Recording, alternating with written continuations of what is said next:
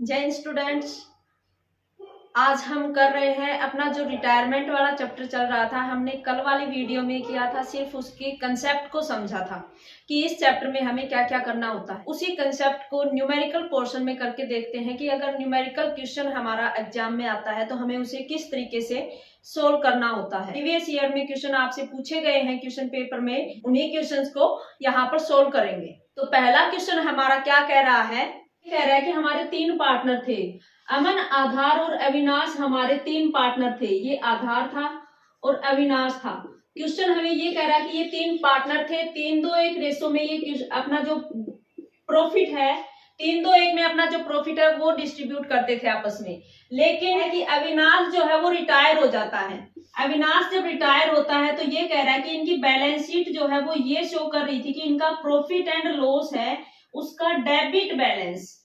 Balance sheet में जब जिस दिन ये रिटायर होता है उस दिन ये कह रहा है कि बैलेंस शीट हमारी क्या शो कर रही थी, प्रॉफिट एंड लॉस का डेबिट बैलेंस हमें दिखा रही थी। डेबिट बैलेंस का हमारा क्या मतलब हो गया बेटा, हम +1 में भी पढ़ चुके हैं, जब प्रॉफिट एंड लॉस अकाउंट बनाते हैं तो हमारे डेबिट में सारे एक्सपेंसेस लिखते हो आप और क्रेडिट में हम क्या लिखते हैं, सारी इनकम लिखते हैं। तो अगर एक्सपेंसेस, डेबिट बैलेंस का मतलब है कि हमारे एक्सपेंसेस ज्यादा हो गए, एक्सपेंसेस ज्यादा होते हैं तो हमारा क्या होता है, नेट लॉस हो जाता है। एक्सपेंसेस ज्यादा होते हैं तो हमारा क्या हो जाता है, नेट लॉस हो जाता है। तो इसका मतलब हमारी बैलेंस शीट क्या दिखा रही है, लॉस दिखा रही है। तो अगर जैसे हमारा प्रॉफिट होता वो सारे डिस्ट्रीब्यूट करते हैं, वैसे ही हमारे एक्सपेंसेस, हमारे जो लॉस है, हमारे सारे पार्टनर लॉस को भी आपस में बांटेंगे। तो क्वेश्चन में हमसे यही पूछ रहा है कि तीन पार्टनर थे, एक पार्टनर हमारा रिटायर हो जाता है अविनाश। हमारी बैलेंस शीट जो है प्रॉफिट एंड लॉस का डेबिट बैलेंस दिखाती है, मतलब जो कैपिटल है उसमें से हम ये पैसा घटा के दिखाते हैं प्रॉफिट एंड लॉस का डेबिट बैलेंस। तो ये कह रहा है कि अब इस लॉस को बांटने के लिए हम क्या एंट्रीज करेंगे, कैसे दिखाएंगे अपने अकाउंट्स में। अविनाश को जो बैलेंस है और कोई इंफॉर्मेशन नहीं है, सिर्फ ये इंफॉर्मेशन है कि प्रॉफिट एंड लॉस का डेबिट बैलेंस है। तो अविनाश को कैसे आप ट्रांसफर करोगे, पैसा कैसे पे करना है। तो देखो हमने एक बात पढ़ी थी कि कोई जनरल रिजर्व हो, कोई प्रॉफिट एंड लॉस का क्रेडिट बैलेंस हो, ये सभी चीजें हम डेबिट करके हमारे सारे पार्टनर्स, रिटायर होने वाला पार्टनर है उसको शामिल करते हुए सारे पार्टनर्स की कैपिटल अकाउंट में इस पैसे को ट्रांसफर कर रहे थे। लेकिन अब हमारा डेबिट बैलेंस है, तो डेबिट बैलेंस है तो बेटा अपोजिट हो जाएगा।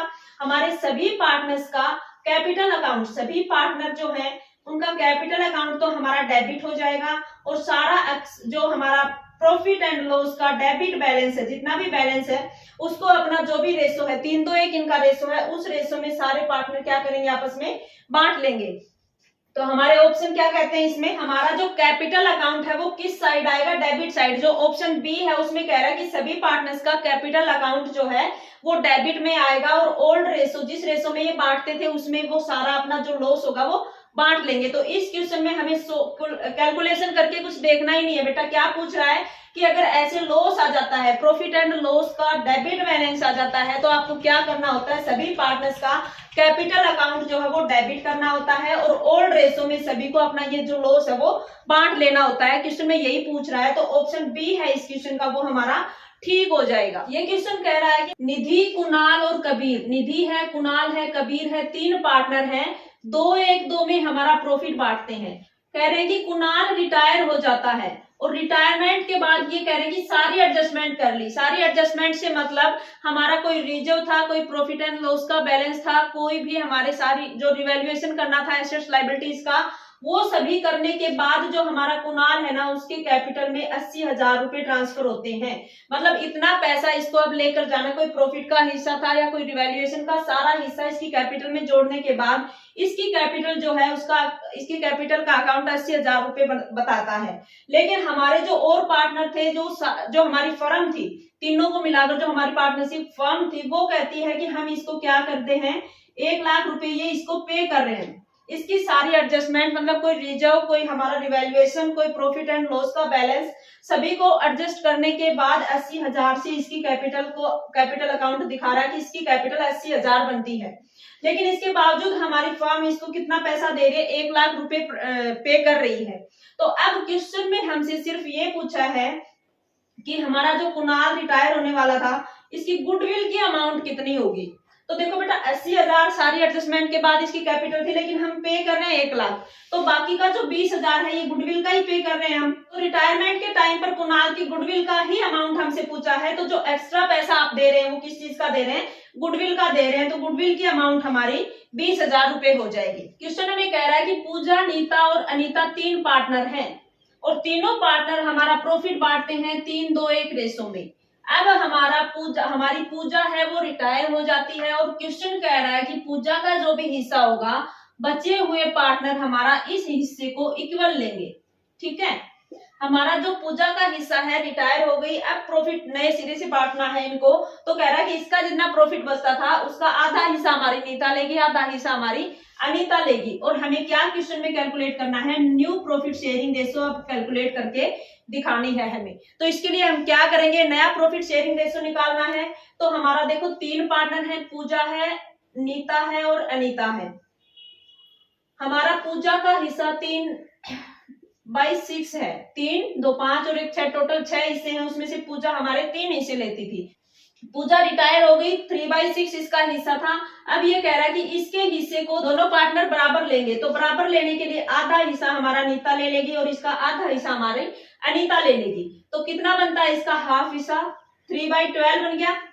तो अब हमारा जो नीता है उसका पहले हिस्सा 2/6 था, अनीता का 1/6 था, है ना। इसमें से 2/6 में अब 3/12 तो हमारा इस वाला पूजा वाला 3/12 हिस्सा इसने ले लिया और इसका 3/12 हिस्सा टोटल में से आधा हिस्सा हमारी अनीता ने ले लिया। तो ये दोनों, अब ये तो चली गई पूजा, तो हमारी फर्म को छोड़ के रिटायर हो गई। अनीता और नीता दोनों का हमें नया पोर्शन निकालना है, तो इसके लिए हम इन दोनों को टोटल कर देते हैं। ये हिस्सा ये पहले ले ही रहे थे, ये पूजा ने छोड़ा है, उसका हाफ हिस्सा दोनों ने ले लिया। तो अब इसको ऐड करके देखते हैं हम। 12 एलसीएम आ रहा है, 7/12 हिस्सा हमारा किसका आ रहा है, नीता का, और 2 + 3 5/12 हिस्सा हमारा आ रहा है अनीता का। तो इन दोनों का जो रेशो है हमारा 7/5 हमारा जो new profit sharing ratio Nita और अनीता का है वो क्या हो जाएगा, 7/5 हमारा इसका नया प्रॉफिट शेयर करने का रेशो रह जाएगा, जो ऑप्शन हमारा बी कह रहा है। बी ऑप्शन में 7 और 5 रेशो हैं, ये हमारे पार्टनर जो रिमेनिंग है इस रेशो में अपना प्रॉफिट अब फ्यूचर में बांटना शुरू कर देंगे। हमारे एमए, बीना और चंदर 3 पार्टनर हैं, तीनों पार्टनर कह रहे हैं कि 50,000 अमे के, 70,000 बीना के और 80,000 हमारे चंदर की कैपिटल दिखा रहा है 31 मार्च को। अब अमे जो है वो रिटायर हो रहा है। अमे जब रिटायर हुआ है तो हमारी फर्म क्या क्या इन्फॉर्मेशन हमें प्रोवाइड करवा रही है। एक तो हमारी फर्म के पास जनरल रिजर्व है 7500 रुपए का, एक हमारी फर्म को गेन हुआ है रिवैल्यूएशन पर 24,000 रुपए हमारी फर्म को रिवैल्यूएशन पर गेन हुआ है, और हमारी फर्म की गुडविल जो है वो हमारी 30,000 रुपए दिखा रही है। और अब ये कह रहा है कि जो अमे रिटायर होकर गया है तो ये अपना टोटल कितना हिस्सा लेकर जाएगा। तो अमे की 50,000 तो कैपिटल थी, वो तो इसको लेके ही जानी है। 31 मार्च की बात कर रहा है, 31 मार्च को हमारी फर्म ने ये कैपिटल शो की थी और 31 मार्च को ही हमारा अमे रिटायर हो रहा है, तो 50,000 रुपए तो अपनी कैपिटल के लेके जाएगा।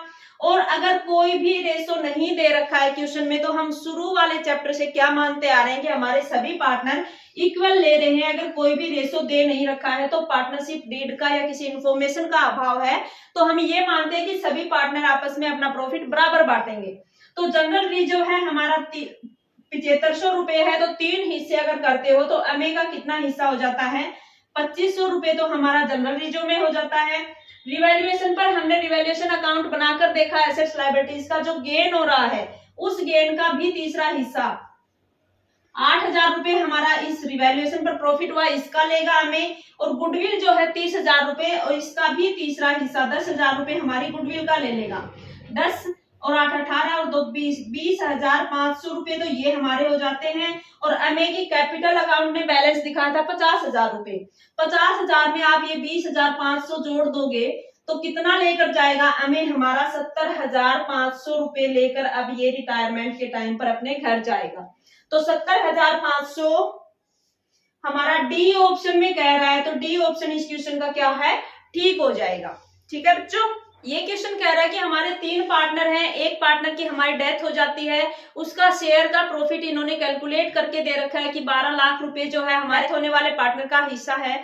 अब सिर्फ इस क्वेश्चन में ये पूछ रहा है कि कौन सा अकाउंट हमारा डेबिट किया जाएगा। तो जब पार्टनर्स की डेथ हो जाती है तो हमें उसका जो प्रॉफिट का शेयर है वो उसको पे करने के लिए हमें अकाउंट जो है profit and loss suspense account debit करना होता है। बेटा इस क्वेश्चन में हमसे यही बात पूछ रखी है कि जब पार्टनर्स की डेथ हो जाती है तो उसका जो प्रॉफिट का शेयर हमें देना होता है, उसके लिए कौन सा अकाउंट डेबिट करना होता है, profit and loss suspense account हमें डेबिट करना होता है। ये आपको याद रखना है। तो इस क्वेश्चन का ऑप्शन हमारा ए है, उसमें कह रहा है कि profit and loss suspense account. तो इस अकाउंट से हमारा जो पार्टनर डेथ हुई है उसके जो भी एग्जीक्यूटर होंगे उनको इसकी पेमेंट कर दी जाएगी। अगले क्वेश्चन में कह रहा है कि एक सौरभ, सिरिन और सोमेश 3 हमारे पार्टनर हैं, 3-2-1 रेशो में अपना प्रॉफिट बांटते थे। सोमेश रिटायर हो जाता है, उसके बाद जो है सौरभ और शिरीन जो बचेंगे वो अपना प्रॉफिट, नया रेशो भी दे रखा है कि वो नए जो रेशो होगा इनका 3-2 में बांटना प्रॉफिट शुरू कर देते हैं। हमसे क्वेश्चन में क्या पूछा है, गेनिंग रेशो कैलकुलेट करके दिखाना है। तो गेनिंग रेशो का आपको पता है कि फॉर्मूला क्या होता है, नया रेशो जो भी होता है हमारा उसमें से अगर पुराना रेशो आप घटा दोगे तो हमारा क्या निकलेगा, गेनिंग रेशो निकलेगा। तो नया रेशो हमारा क्या बन रहा है, एक सौरभ है, एक सिरिन है, इसका नया रेशो हमारा 3/5 बन रहा है, इसका इसी का पुराना रेशो हमारा 3/6 था, है ना।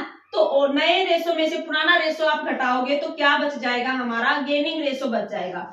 5 6 30 और 3 6 18, 5 15, 330। और जो हमारा श्रीन थी उसका नया रेशो 2/5 है हमारा इसका, और पुराना रेशो इसका 2/6 है। वही एलसीएम लेके देखते हैं हमारा 2 6 12 और 2 5 10, 2/30 ये। तो 3 और 2 वही जो इसका जो नया रेशो है वही इसका।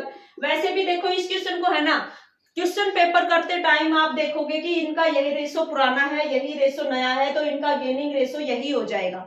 लेकिन अगर वैसे कैलकुलेशन में पूछ रखा हो 3 नंबर में तो हम ऐसे कैलकुलेट करके दिखा देंगे। तो इनका गेनिंग रेशो भी क्या हो जाएगा, 3:2 रेशो हमारा गेनिंग रेशो हो जाएगा, जो इस क्वेश्चन के ऑप्शन ए में दे रखा है। तो इसका ऑप्शन हमारा ए सही हो जाएगा। एक ये क्वेश्चन है, इसमें ये पूछ रहा है बेटा कि जैसे अगर कोई पार्टनर की डेथ हो जाती है तो उसके एग्जीक्यूटर जो हैं, उसके जो नॉमिनी हैं जिनको हम पे करेंगे, वो ये कह रहा है कि अगर बाई चांस हम उनका टाइम पर पे नहीं कर पाते हैं, उनके प्रॉफिट का हिस्सा जो उनको देना होता है, तो वो किस रेट ऑफ उनके इंटरेस्ट का रेट क्या होगा, किस रेट से वो अपना जो अमाउंट है उस पर इंटरेस्ट लेंगे।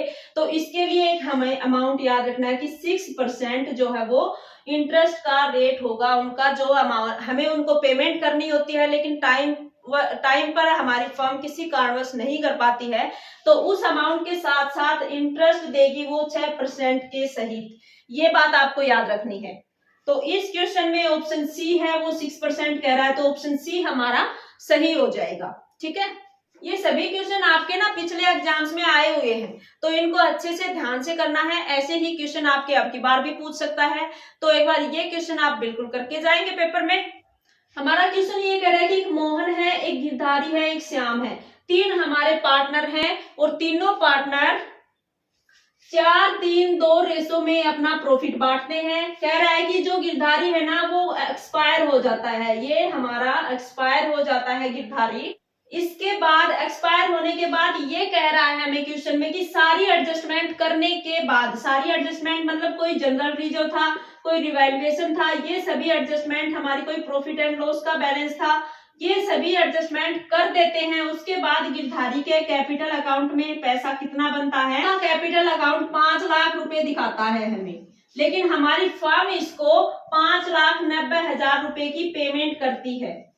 तो अब हमें इस क्वेश्चन में एक तो चीज कैलकुलेट करनी है, गुडविल इसकी कितनी होगी गिरधारी की। एक तो क्वेश्चन में हमें कैलकुलेट करना है गुडविल कितनी होगी, और इस गुडविल की हमें जनरल एंट्रीज करनी है। तो हमने कल करके देखी थी क्या क्या एंट्री होती है, और कोई गुडविल का अकाउंट नहीं खोलना है। जब गुडविल का अकाउंट नहीं खोलना है तो हमें क्या करना होता है, पहले गुडविल कैलकुलेट करते हैं इसकी। तो गुडविल कैलकुलेट करने के लिए हमारा एक पहले थोड़ी देर पहले भी ऐसा ही क्वेश्चन हमने किया है कि अगर अपना जो पार्टनर रिटायर्ड होने वाला था या डाइड पार्टनर है उसकी कैपिटल हमें 5 लाख रुपए से बैलेंस दिखाती है, लेकिन हमारी फर्म ने उसको पेमेंट कितने की है 5,90,000 की, मतलब 5 लाख तो इसकी कैपिटल थी वो पे की होगी और ये जो 90,000 रुपए बैलेंस बच जाता है वो किस चीज का किया होगा, हमने गुडविल का किया होगा। तो गुडविल की अमाउंट हमारी 90,000 हो जाएगी। क्वेश्चन में आप कैसे करोगे कि टोटल पेबल अमाउंट है, हमने जो पे की है वो 5,90,000 और जो हमारी कैपिटल थी वो 5 लाख, इसमें से 5 लाख आप घटा के दिखाओगे, 90,000 रुपए हमारी गुडविल कैलकुलेट हो जाएगी इस तरीके से। और इस गुडविल की एंट्री कैसे करनी है, हमें जनरल एंट्री गुडविल का कोई अकाउंट नहीं खोलना है, तो ये अपना 90,000 रुपए कहाँ से लेगा, रिटायर्ड या डाइड पर्सन है वो हमारे अदर पार्टनर्स की कैपिटल से लेगा। तो हमारे जो बाकी रिमेनिंग पार्टनर है वो कौन बच गए, एक मोहन बच गया और एक श्याम बच गया। मोहन का कैपिटल अकाउंट से हम पैसा लेंगे और श्याम के कैपिटल अकाउंट से लेंगे, और लेगा कौन, जो डाइड पार्टनर है गिरधारी है, गिरधारी के कैपिटल अकाउंट को आप क्रेडिट करोगे। कितने रुपए है इसकी गुडविल, 90,000 रुपए गुडविल लेकर जाएगा और किस रेशो में लेकर जाएगा। अगर क्वेश्चन में हमने ये किया था कि प्रॉफिट शेयरिंग रेशो निकालना हो तो हमारा जो गेनिंग रेशो निकालना हो, गेनिंग रेशो के लिए अगर हमारा कोई पार्टनर जा रहा है तो ये अगर डाइड हो गया और कोई भी इंफॉर्मेशन इनके नए रेशो के बारे में नहीं है तो हमारा जो पुराने पार्टनर का रेशो है यही इनका नया रेशो हो जाएगा और यही इनका गेनिंग रेशो भी हो जाएगा। तो अब हमारा इस क्वेश्चन में गेनिंग रेशो क्या बन रहा है, 4-2 रेशो ही हमारा गेनिंग रेशो बन रहा है।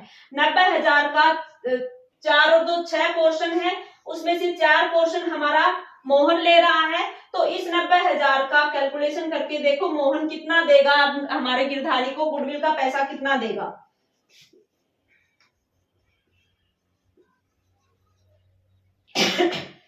60,000 रुपए हमारा मोहन देगा और बाकी जो 30,000 बचेंगे वो हमारा श्याम दे देगा। तरीके से हमें इसकी एंट्री करनी है कि ये हमने गुडविल की सेटलमेंट कर दी है, ठीक है ना।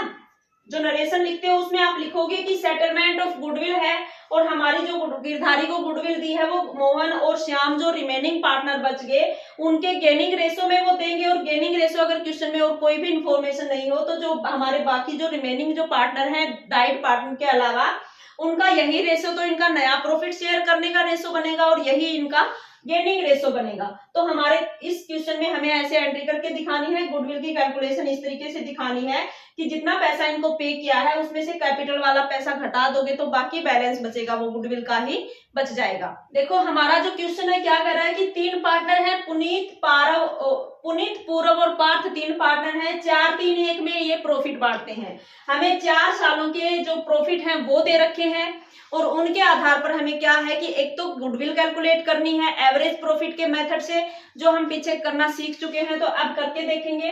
पुनीत हमारा पार्टनर है वो एक्सपायर हो जाता है 1 जुलाई को, ठीक है। हमें कैलकुलेट करना है, एक तो गुडविल कैलकुलेट करनी है इस क्वेश्चन में और एक जो हमारा पुनीत एक्सपायर होता है पार्टनर उसका प्रॉफिट का हिस्सा कैलकुलेट करना है कि इसका प्रॉफिट में से कितना शेयर होगा। और फिर हमें क्या करना है जनरल एंट्रीज करके, दो हमें हमारा अभी क्वेश्चन था वैसा सा ही है, ये भी गुडविल कैलकुलेट करनी है, हमारे डाइड पार्टनर का प्रॉफिट का शेयर कैलकुलेट करना है और इसकी जनरल एंट्रीज करनी है। उसी तरह हमें गुडविल का अकाउंट अभी भी नहीं खोलना है, तो गुडविल का अकाउंट खोले बिना जनरल एंट्रीज करनी है।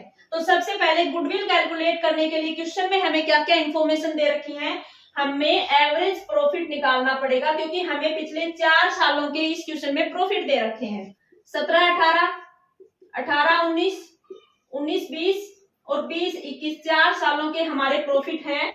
17-18 में 90,000 प्रॉफिट, 18-19 में 1 लाख का हमारा प्रॉफिट था, 19-20 में हमारा 1,30,000 का प्रॉफिट था और जो करंट ईयर का साल है हमारा करंट ईयर है उसमें 80,000 का प्रॉफिट है।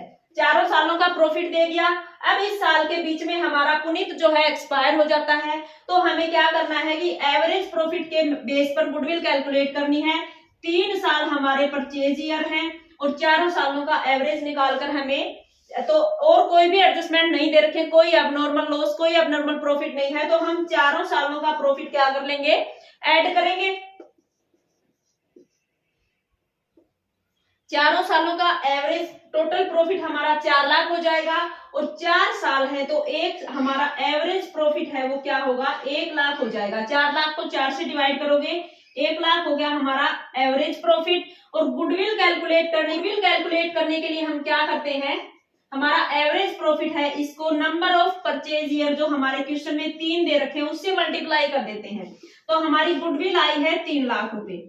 एक काम हमारा हो गया, जो गुडविल की कैलकुलेशन की बात कर रहा था 3 लाख हमने गुडविल कैलकुलेट कर ली। अब कह रहा है कि जो पुनीत है वो एक्सपायर हो गया था लेकिन 1 जुलाई को हुआ था। दूसरा क्वेश्चन में हमसे ये पूछ रहा है कि पुनीत जो है उसका प्रॉफिट का हिस्सा कितना होगा। पहले वाले सालों का तो उसने हिस्सा ले लिया होगा, जब साल हमारे क्लोज होते होंगे 31 मार्च को उन्होंने हिसाब किताब किया होगा, यहाँ का पैसा ये ले चुका होगा। अब जो हमारा 20-21 का साल चल रहा है, जो 80,000 रुपए हमारी फर्म ने इसमें कमाए हैं, उसमें हम जो अपना पुनीत है उसका हिस्सा देखेंगे। हमारा 3 लाख टोटल गुडविल हो जाती है, और हमारी पुनीत जो है, हमारा पुनीत है उसका हिस्सा कितना बनेगा, इस 3 लाख में हमारा पुनीत है उसका हिस्सा कितना बनेगा 4, और टोटल हिस्से हैं 4, 3, 7 और 1, 8। 4/8 जो हमारा पुनीत की गुडविल का हिस्सा बन जाएगा। 1.5 लाख रुपए हमारा पुनीत जो है वो गुडविल की लेगा। पुनीत के जो भी एग्जीक्यूटर्स हैं वो हमारे 1,50,000 रुपए लेकर जाएंगे गुडविल के। और जो दूसरा हमारा प्रॉफिट है, प्रॉफिट हमारा कितना निकला, हमारा इस साल का करंट ईयर का हमारा 80,000 रुपए प्रॉफिट आ रहा है, और इस 80,000 में हमारा पुनीत है उसका हिस्सा कितना है। तो 4/8 हम करेंगे, लेकिन 4/8 से पहले हमें क्या देखना है कि पुनीत एक्सपायर कब हुआ, 1 जुलाई को हो गया, मतलब कब तक के प्रॉफिट में ये अपना हिस्सा लेगा। अप्रैल से हमारा साल शुरू होता है, अप्रैल, मई और जून, सिर्फ 3 महीने का प्रॉफिट जो है वो पुनीत लेगा। तो 3 महीने का प्रॉफिट निकालने के लिए हम 3/12 कर देते हैं। 10,000 रुपए हमारा जो है पुनीत का प्रॉफिट का हिस्सा हो गया। 1,50,000 रुपए हमारे पुनीत का गुडविल का हिस्सा हो गया। और अब हमें करना है गुडविल की एंट्रीज करनी है। हमारी जो 1,50,000 की पुनीत की गुडविल का हिस्सा है इसको जनरल एंट्रीज में दिखाना है। गुडविल अकाउंट नहीं खोलना है तो हमें क्या करना होता है, जो हमारे रिमेनिंग पार्टनर हैं वो हमारे गेनिंग रेशो में क्या देंगे, हमारे पार्टनर्स को गुडविल का हिस्सा पे करेंगे। तो हमारे रिमेनिंग पार्टनर एक हो जाता है हमारा पूरव का कैपिटल अकाउंट आप डेबिट कर दोगे, और दूसरा हमारा पार्थ है इसका भी कैपिटल अकाउंट आप डेबिट कर दोगे। और हमें जो अपना जो पार्टनर डाइड पार्टनर है जो लेकर जाएगा पुनीत जो है उसके पार्टनर उसके अकाउंट को, कैपिटल अकाउंट को आप क्रेडिट करोगे। जितना गुडविल का अमाउंट है उतनी अमाउंट से आप इसको क्रेडिट करोगे। और ये गुडविल के 1.5 लाख रुपए कहां से लेगा, ये पूरव और पार्थ देंगे, इनको अपने कैपिटल अकाउंट को डेबिट करके देंगे। और किस रेशो में देंगे, गेनिंग रेशो में देंगे। और हमने ये बात पढ़ी है कि अगर हमारे पार्टनर जो एक्सपायर होने वाला पार्टनर है उसके अलावा जो रिमेनिंग पार्टनर है इनकी कोई और इंफॉर्मेशन नहीं है, कोई नया रेशो इन्होंने नहीं दे रखा है, तो हमारा जो इनका पहले जो रेशो था वही तो इनका नया रेशो बनेगा और वही इनका गेनिंग रेशो बनेगा। तो हमारे किस रेशो में लेंगे, ये 3:1 रेशो में देंगे। हमारा 1.5 लाख रुपए है, इसका 3/4 हिस्सा तो कौन देगा, पूरव देगा। और इस 150 का 1,50,000 रुपए का 1/4 हिस्सा हमारा पार्थ देगा। कितना बनता है, 4 3 जा 12, 4 7 जा 4 5, 37,500 रुपए तो हमारा पार्थ देगा। और इसका 37,500 को 3 से और मल्टीप्लाई कर दो,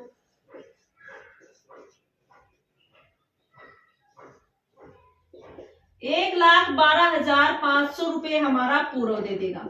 ये दोनों अपने 3:1 रेशो में अपना जो पुनीत पार्टनर था डाइड हो गया, एक्सपायर हो गया था, जो उसको हमारे जो दोनों पार्टनर मिलकर क्या करेंगे, गुडविल का, अगर स्पेशल आपको ये बोला जाता है गुडविल का अकाउंट नहीं खोलना है तो हमारे रिमेनिंग पार्टनर्स के कैपिटल अकाउंट से हमारे जो डाइड पार्टनर है या रिटायर्ड पार्टनर है उसकी जितना भी गुडविल का अमाउंट होगा उसके कैपिटल अकाउंट में हमें क्रेडिट करना होता है। और 3:1 रेशो जो हमारा गेनिंग रेशो होगा उसी रेशो से इनको देना होता है। और गेनिंग रेशो से रिलेटेड कोई इन्फॉर्मेशन हमें नहीं दे रखी होती है, मतलब सिर्फ पुराना रेशो दे रखा है। तो हमारा जो एक्सपायर हो जाता है या रिटायर हो जाता है उस पार्टनर को हटा के इनका जो भी रेशो इनका पुराना होगा वही इनका नया रेशो हो जाएगा और वही इनका गेनिंग रेशो हो जाएगा। ठीक है बेटा।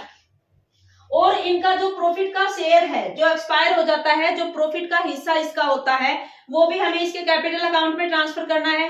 लेकिन कहाँ से करना है, ये क्वेश्चन भी कई बार पूछा जाता है। Profit and loss suspense account खोलती है हमारी फर्म, उसको डेबिट किया जाएगा। जो एक्सपायर हुआ है उस पार्टनर के कैपिटल अकाउंट में आप इस पैसे को, इसका जो प्रॉफिट का हिस्सा आया था ना 10,000 रुपए, इसको हम पार्टनर्स के कैपिटल, पुनीत जो हमारा एक्सपायर हुआ था इसके कैपिटल अकाउंट में क्रेडिट करोगे 10,000 को, और हमारी फर्म का खाता कौन सा डेबिट हो जाएगा, profit and loss suspense account हमारा डेबिट होगा। यहाँ पर ये याद रखना है आपको।